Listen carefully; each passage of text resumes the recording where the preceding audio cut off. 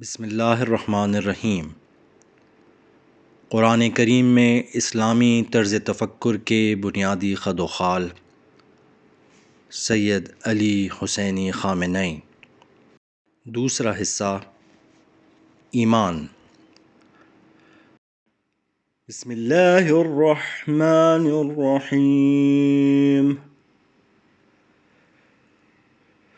وَأَطِيعُوا اللَّهَ وَالرَّسُولَ لَعَلَّكُمْ تُرْحَمُونَ وَسَارِعُوا إِلَى مَغْفِرَةٍ مِّن رَّبِّكُمْ وَجَنَّةٍ عَرْضُهَا السَّمَاوَاتُ وَالْأَرْضُ أُعِدَّتْ لِلْمُتَّقِينَ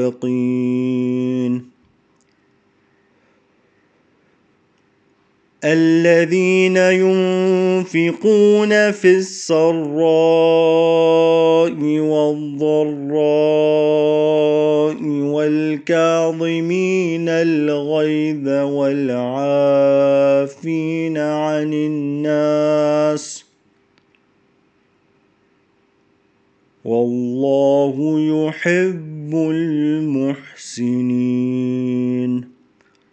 صدق اللہ العلی العظیم۔ سورہ آل عمران آیات 132 تا 134۔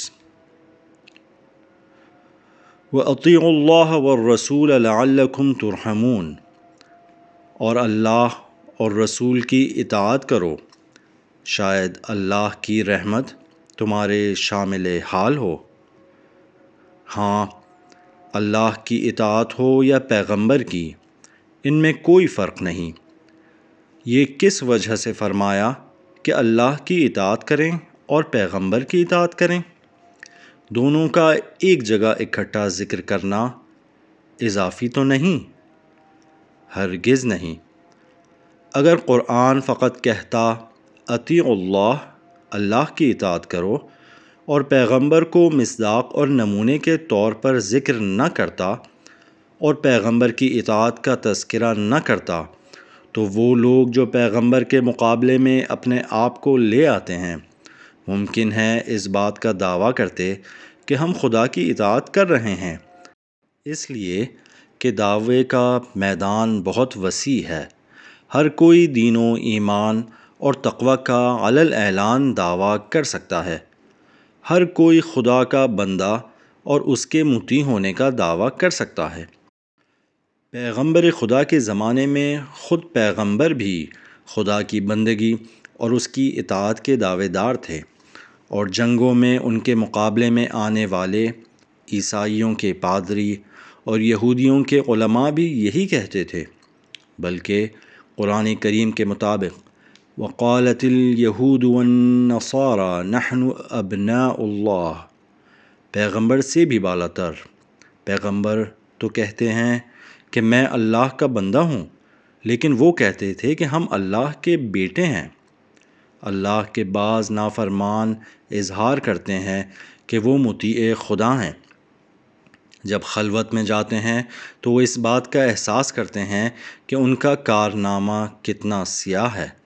وہ سمجھ لیتے ہیں کہ جو کچھ وہ کہتے ہیں سراپا جھوٹ ہے، لیکن لوگوں میں اس طرح ظاہر کرتے ہیں کہ وہ خدا کے بہترین مطیع اور عبادت گزار بندے ہیں۔ ان لوگوں کو اللہ کے حقیقی بندوں سے جدا ہونا چاہیے۔ ضروری ہے کہ ان کو واضح کیا جائے۔ اسی لیے خداوند متعال یہاں پر مومنین کے لیے اطاعت کے ضروری ہونے کو اس طرح بیان فرما رہا ہے، وَأَطِيعُوا اللَّهَ وَالرَّسُولَ، اللہ اور پیغمبر کی اطاعت کرو۔ اگر اللہ پیغمبر کی اطاعت کا نہ کہتا تو پیغمبر کے دشمن بھی کہتے کہ ہم اللہ کے اطاعت گزار ہیں۔ لہٰذا یہ ضرور واضح ہونا چاہیے کہ اطاعت خدا کا کیا مطلب ہے۔ وہ لوگ جو خود کو خدا کا بندہ کہلاتے ہیں لیکن قوانین و فرمان خدا کے بندے نہیں ہیں، قانون پر عمل نہیں کرتے ہیں، اس کی بندگی کے تقاضوں کے پابند نہیں ہیں، وہ کس طرح کہہ سکتے ہیں کہ ہم خدا کے بندے ہیں؟ وَأَطِیعُوا اللَّهَ وَالرَّسُولَ، اللہ اور رسول کی اطاعت کرو، لعلکم ترحمون، شاید اللہ کی رحمت تمہارے شامل حال ہو۔ اللہ کی رحمت یعنی کیا؟ اللہ کی رحمت کے شامل حال ہونے سے کیا مراد ہے؟ یہاں پر ہم قرآن اور اپنی عامیانہ سوچ کا موازنہ کریں۔ ہم اللہ کی رحمت کو کس مقام کے لیے مانتے ہیں؟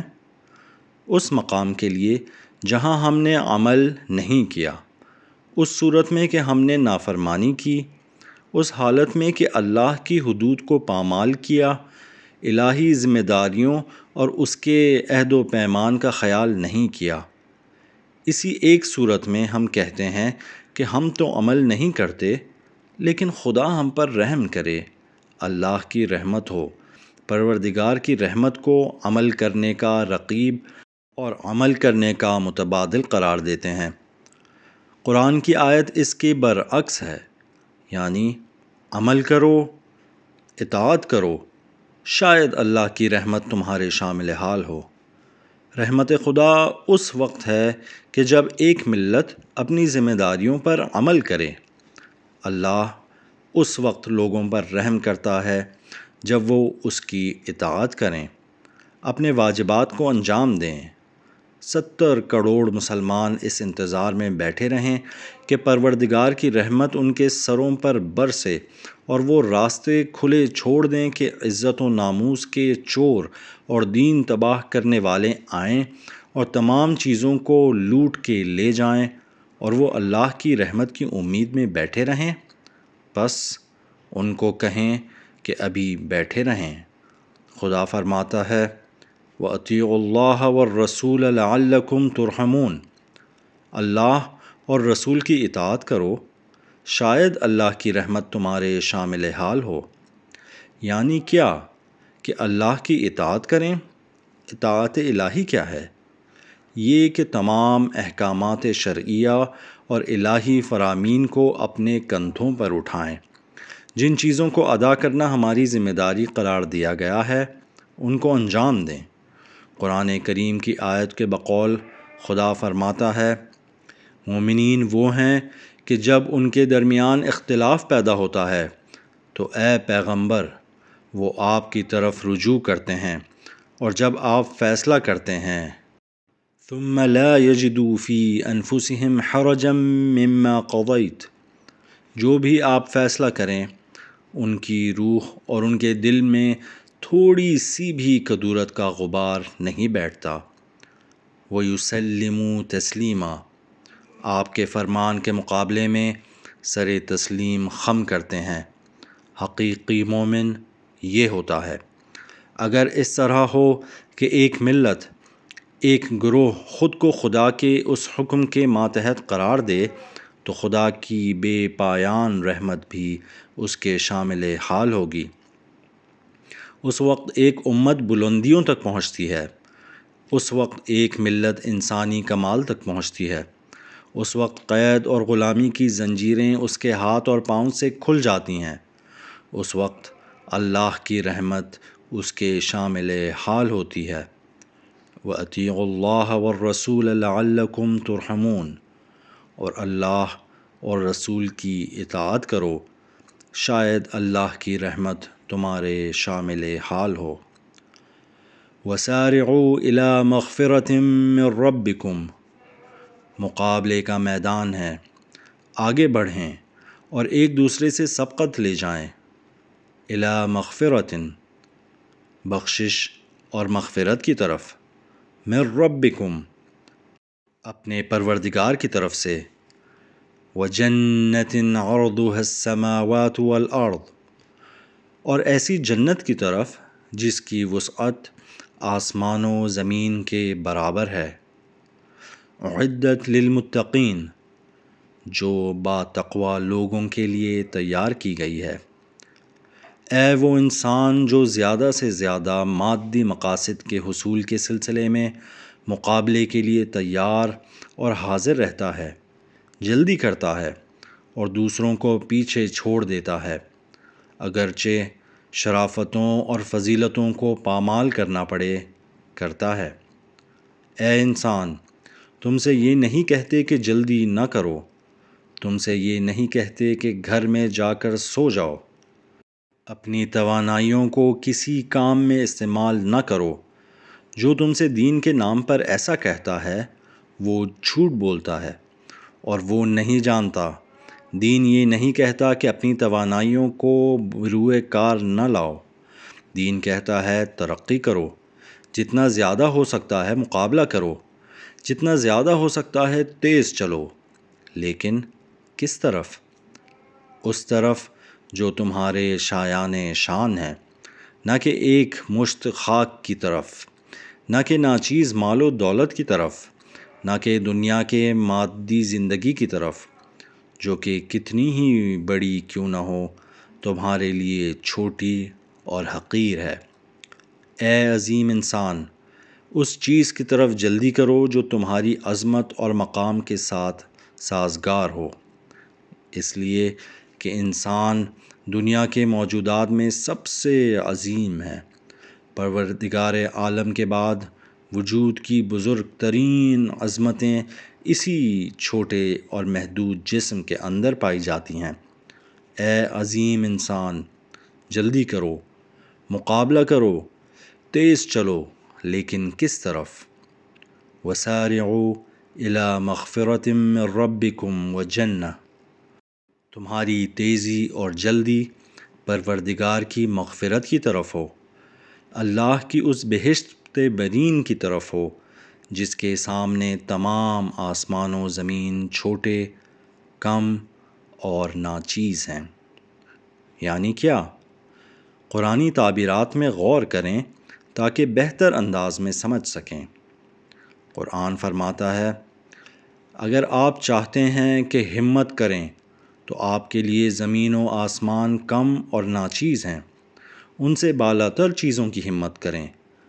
اے عظیم انسان، تمہارے لیے پروردگار کی مغفرت بہت اہم ہے۔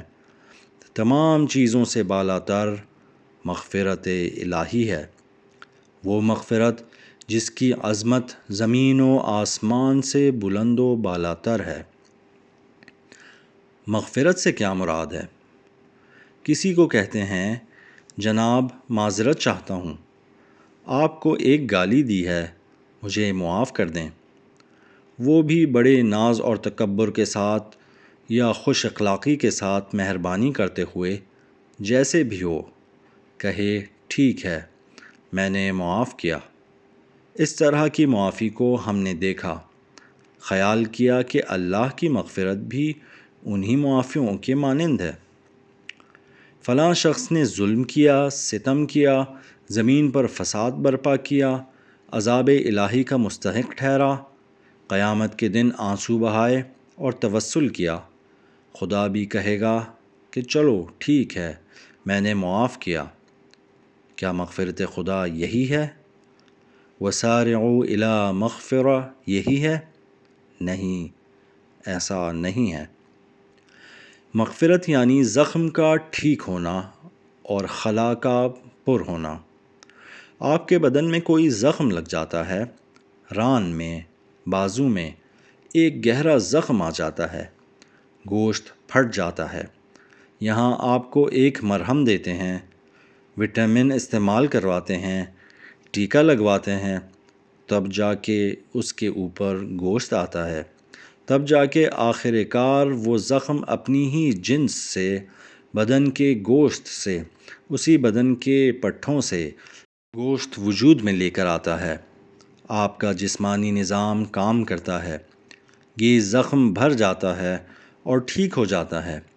یہ زخم کے بھر جانے اور ٹھیک ہونے کو پیش نظر رکھیں تاکہ اسے تشبیہ دوں مغفرت کے ساتھ اور مغفرت الہی کی مثال پیش کروں۔ دیکھیں کہ مغفرت کیسے ہوتی ہے۔ مقام تمثیل میں اگر آپ کی روح جسم کی مانند ہو تو ہر گناہ جو انجام دیتے ہیں روح پر ضربیں وارد کرتا ہے اور اسے زخمی کر دیتا ہے۔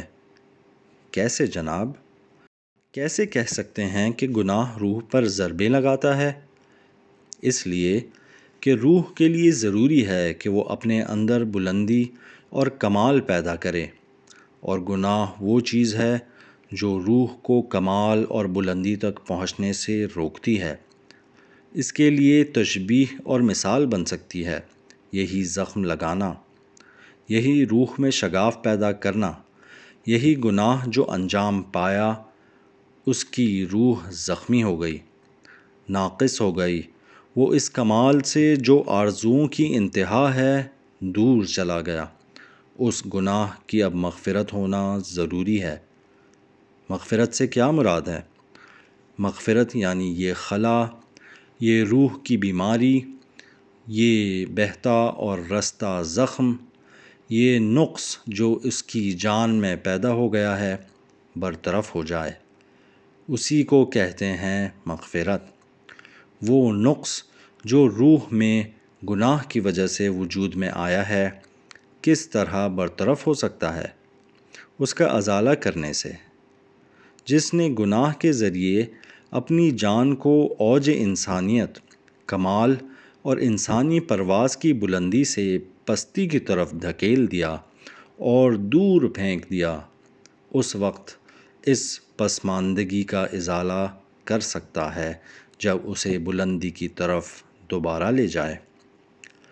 خداوند متعال نہیں کہتا کہ چونکہ تم نے گناہ کیا ہے اب جو بھی نیک کام انجام دو گے ہم کسی بھی صورت میں اس گناہ کو ختم نہیں کریں گے۔ خدا ہٹ دھرم نہیں ہے۔ وَإِنِّي لَغَفَّارٌ، ہم حاضر ہیں ان کی غلطیوں سے چشم پوشی کریں اور معاف کر دیں، اس صورت میں کہ ان گناہوں کا ازالہ ہو۔ ہم یہ نہیں کہتے کہ چونکہ آپ نے ایک دن غلطی کی ہے لہٰذا اب اگر اس سے 100 گنا زیادہ محنت و مشقت بھی کی تب بھی آپ کی اس محنت و مشقت کا اس غلطی کی وجہ سے کوئی فائدہ نہیں۔ نہیں، ایسا نہیں ہے۔ وَإِنِّي لَغَفَّارٌ، ہم بخشنے والے ہیں، ہم خلا کو پر کرتے ہیں، زخم کو ٹھیک کرتے ہیں، لیکن کس شخص کے؟ لمن تاب وآمن وعمل صالحا ثم اهتدى، اس کے جو توبہ کرے۔ یعنی کیا مطلب؟ یعنی واپس پلٹے۔ کمال کا راستہ یہیں سے تھا، آپ کے لیے ضروری تھا کہ اس طرف جاتے۔ ہم حاضر ہیں آپ کو بخش دیں اور گناہوں کو معاف کر دیں۔ کب؟ جب آپ کمال کی طرف جائیں، دوبارہ صحیح راستے کی طرف پلٹیں۔ لمن تاب، جو توبہ کرے، یعنی واپس پلٹے۔ توبہ یعنی واپس پلٹنا، اپنے ایمان کو مزید مستحکم کرے، نیک عمل کرے، عمل سے غافل نہ ہو اور محض زبانی جمع خرچ کی حد تک نہ رہے۔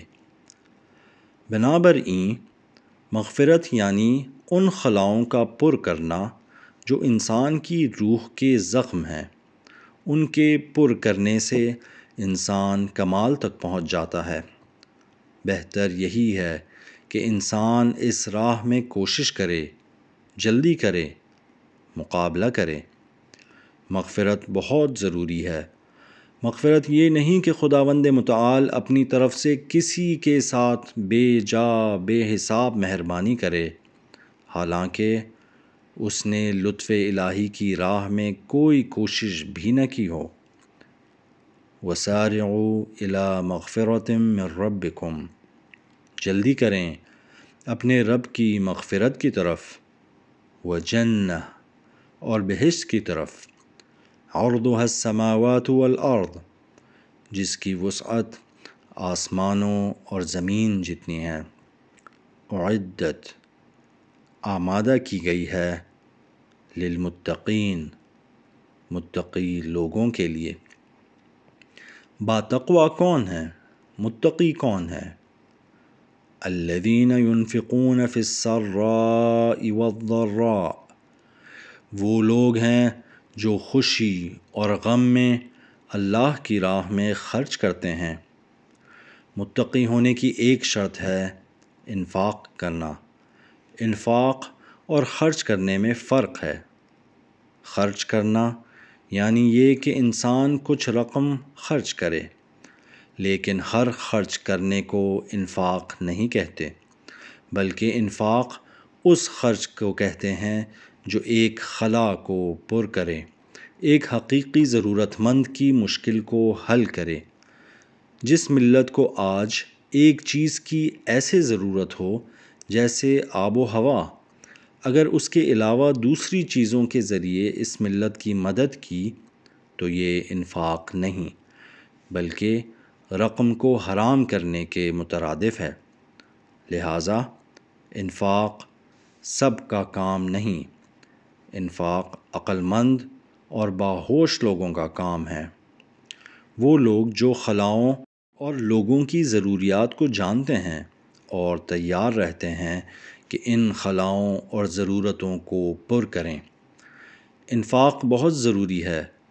باتقویٰ لوگوں کی نشانیوں میں سے ایک نشانی یہی ہے، خوشی اور غمی کی حالت میں انفاق کرتے ہیں۔ والکاظمین الغیظ، اور غصے کو پی جاتے ہیں۔ غصے کو پی جانا یعنی کیا؟ یعنی جذبات و احساسات کی بنا پر کام نہیں کرتے، ہر جگہ عقل سے کام لیتے ہیں۔ لیکن بعض اوقات عقل صحیح غصے کے ساتھ بھی ہوتی ہے۔ آپ نے نہیں دیکھا قرآن کہتا ہے اشداء علی الکفار رحماء بینہم، والکاظمین الغیظ کا معنی یہ نہیں کہ آپ خیال کریں کہ ہم کہنا چاہتے ہیں کہ ایک ملت کا غیظ و غضب، ایک انسان کا غیظ و غضب، ایک معاشرے کا غیظ و غضب ان لوگوں کے خلاف ختم اور نیست و نابود ہو جائے کہ جن پر غیظ و غضب کیا جانا چاہیے۔ نہیں، قرآن بھی یہ نہیں کہتا کہ اس قسم کے غصے کو پی جاؤ، بلکہ کہتا ہے کہ غصے کی بنا پر یہ کام انجام نہ دو۔ والکاظمین الغیظ، غصے کو پی جانے والے، نہ کہ فراموش کرنے والے۔ غیظ و غضب کو پی جانے والے۔ جب غصہ کم ہوگا تو انسان عقل و ادراک سے وہ کام انجام دے گا جو اس کے لائق ہے۔ والعافین عن الناس، لوگوں سے درگزر کرنے والے، لوگوں کی خطاؤں سے عفو درگزر کرنے والے، لوگوں کی غلطیوں سے درگزر کرنے والے، لوگوں کے گناہوں سے درگزر کرنے والے۔ لوگوں کی لغزشوں سے درگزر کرنا ضروری ہے۔ ضروری ہے کہ درگزر کیا جائے۔ جو لغزش نہیں ہے اس سے درگزر نہیں کیا جا سکتا۔ خدا بھی اس قسم کے گناہ سے درگزر اور صرف نظر نہ کرے گا۔ اس غلط عمل سے صرف نظر نہیں کرنا چاہیے جو جان بوجھ کر اور دشمنی کی بنا پر انجام دیا جائے۔ البتہ وہ لغزشیں اور خطائیں قابل معافی ہیں جو عام لوگوں کے کاموں میں بکثرت پائی جاتی ہیں۔ والعافین عن الناس واللہ یحب المحسنین، اور خدا احسان کرنے والے لوگوں کو دوست رکھتا ہے۔ متقی لوگوں کی دوسری کون سی نشانیاں ہیں؟ والذین اذا فعلوا فاحشۃ او ظلموا انفسهم ذکروا اللہ فاستغفروا لذنوبہم، وہ لوگ کہ جب وہ گناہان کبیرہ انجام دیتے ہیں یا اپنے اوپر ستم کرتے ہیں، ذکروا اللہ، تو فوراً اللہ کو یاد کرتے ہیں۔ غفلت کی وادی میں، غفلت کے سائے میں زیادہ دیر تک نہیں رہتے۔ ذکروا اللہ، جب غلط کام کریں یا اپنے اوپر ظلم کریں تو خدا کو یاد کرتے ہیں، بس اپنے گناہوں کے لیے طلب مغفرت کرتے ہیں۔ اس کوشش میں ہوتے ہیں کہ یہ گناہ، یہ خلا، یہ زخم ٹھیک ہو جائے، لیکن یہ بھی پروردگار کی مدد کے بغیر ممکن نہیں۔ وَمَن يَغْفِرُ الذُّنُوبَ إِلَّا اللَّهُ، اور خدا کے علاوہ گناہوں کو کون بخش سکتا ہے؟ کوشش اور حرکت تمہاری طرف سے، برکت خدا کی جانب سے، سعی و کوشش ہماری طرف سے، قبولیت ہمارے خدا کی طرف سے۔ بس ہم حق نہیں رکھتے کہ سعی و کوشش کو اپنے پروگرام سے حذف کر دیں۔ وَلَمْ يُصِرُّوا عَلَى مَا فَعَلُوا وَهُمْ يَعْلَمُونَ، جن کاموں کو جانتے ہیں کہ گناہ ہیں ان پر اصرار نہ کریں۔ أُولَئِكَ جَزَاؤُهُم مَغْفِرَةٌ مِّن رَّبِّهِمْ، یہی لوگ جو کوشش میں لگے رہتے ہیں، گناہوں کے لیے استغفار کرتے ہیں، خطاؤں اور غلط کاموں پر اصرار بھی نہیں کرتے، ان جیسے لوگوں کی جزا اپنے پروردگار کی طرف سے مغفرت ہے۔ وَجَنَّاتٌ تَجْرِي مِن تَحْتِهَا الْأَنْهَارُ، ان کے لیے باغات ہیں جن کے نیچے نہریں جاری ہیں۔ خالدین فیہا وَنِعْمَ أَجْرُ الْعَامِلِينَ، ان میں ہمیشہ رہیں گے، نیک عمل کرنے والوں کے لیے کیسی اچھی جزا ہے۔ پھر یہاں پر خدا کہتا ہے کہ عمل کرنے والوں کے لیے پاداش ہے۔ اجر العاملین، عمل کا مسئلہ اہم ترین مسائل میں سے ایک ہے۔